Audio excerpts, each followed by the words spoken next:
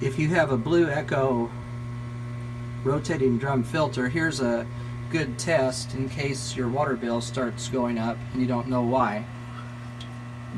You can do this test by emptying out the filter, close the inlets and let the pump out the water, and you might even want to vacuum more water out until it is down below the hunter valve, which you can see right here. This is the hunter valve, and so you want it below that, and especially below this pipe that goes into it. And the way to test is like this. Just turn the water on. Oops. There we go. Turn the water on. And you'll notice now, here all the water dripping out.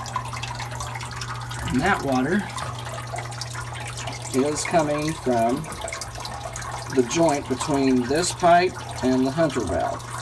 And all three of my filters have leaked there. So to fix that, the first thing to do is remove, first of all, the water line, and then remove this by just unscrewing it. And then you can pull this inside water line out this direction, and you might have to move some of this first, but this pipe here will move up and down once it's released, and you have to unscrew that piece from the hunter valve, the incoming water line, the gray one you see back there. It just unscrews out of the hunter valve. You need to wrap it with Teflon tape, several wraps around, and then put it back, and that will stop the water from leaking. Otherwise, it's a constant underwater leak because there's usually water in this drum, and you can't detect it because it's leaking like that underwater. I couldn't figure out why my water bill had almost doubled.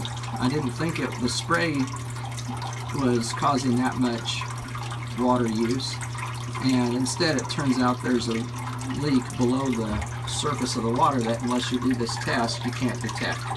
So anyway, the fix is really pretty easy.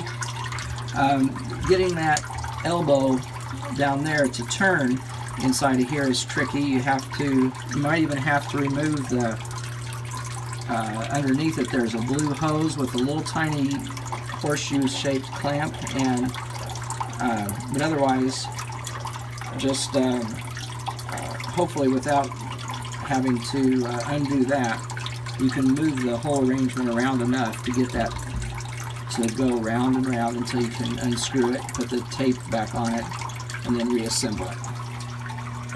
Hope this helps.